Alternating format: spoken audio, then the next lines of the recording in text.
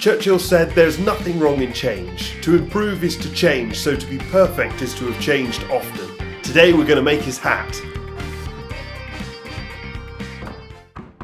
Churchill smoked cigars, wore a hat, gave great speeches and led Britain to victory in the Second World War. But what wisdom did he have that made it all possible? Today we're learning how to change hats like Winston Churchill. Okay, looking really good. Lord Randolph Churchill wanted his son to pursue a military career, but shortly after his death, Winston returned to pursue a political one. After failing his first election attempt and losing faith in the popularity of his party, Winston switched hats, using his lineage and contacts to advance him in a career as a war correspondent. Despite seeing great success in the field, Churchill realised that he would need to achieve more in order to gain the kind of political influence he wished for, so he returned to the military. On his second stint in the army, Churchill served in several countries and survived some deadly battles. But the turning point came while in Africa, when he was taken as a prisoner of war. His coverage during the Boers attack of a train that was carrying troops and reconnaissance gained him international recognition and saved the lives of many troops that were on the train.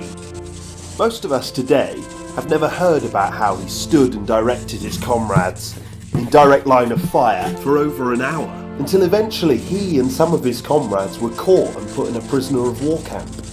And Churchill hated prison, so much in fact that he scaled the outer perimeter fence and escaped at night. And he did it with just 3 bars of chocolate, a 300-mile gap between him and safety, and a price on his head, dead or alive. This achieved 2 things. 1, the fame and glory that he'd been searching for, and 2, he became a symbol of encouragement for the failing war effort. Churchill, at the end of the war, himself rode a horse into the capital and liberated the remaining soldiers in that prison where he had been kept. This made him a household name and also launched his political career. The next time he switched back to politics, he was voted in 1900 with no struggle. But the great changes of his life were barely underway. In the years that followed, he was to leave the Conservative Party to join the Liberals, to fight for and bring in many liberal reforms, including 8-hour working days for miners, reforms to the prison system, and the first ever minimum wage. He even set up taxes for the wealthy to help fund social care programmes. When World War I struck, Churchill supported the Gallipoli campaign, which proved to be perhaps the largest tactical error of his career. When it failed, Churchill once again sought change, once more leaving politics and returning to the military where he regained his honour. He of course returned again in 1916, back to politics. Even after the Great War, his political career continued to be dramatic. He both lost and regained his seat. He switched political parties again, this time back to the Conservatives, where he served as Chancellor of the Exchequer until 1929, when they were voted out. But over the next 10 years, Churchill's star appeared to decline. He supported himself through his writing, whilst becoming more and more politically isolated. His views on free trade, India, the King, and the need for Britain to rearm in response to Hitler all served to harm his reputation and cut him off from politics. A few years later, with his political career in tatters, Churchill was to effect the greatest change of his career. But this time, he was not to change himself. Sticking to his guns, Churchill called once again for a Ministry of Defence and a new attitude toward Germany. And in so doing, he was to change the entire direction of British politics at the time, and the course of history.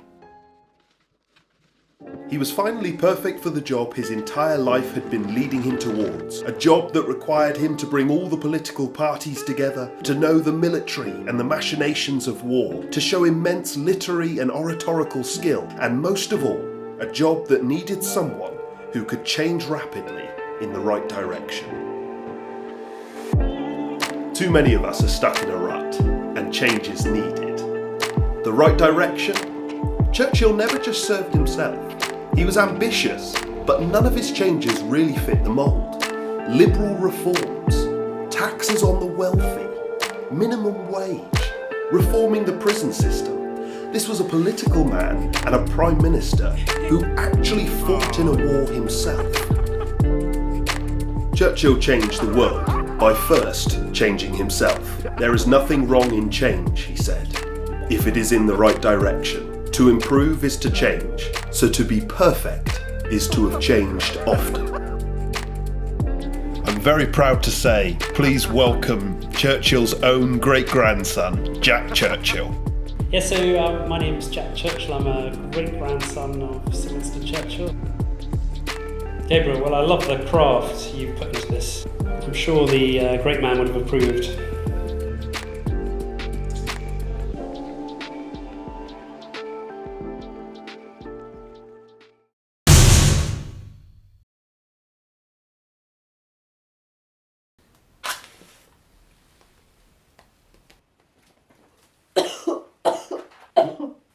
What about that?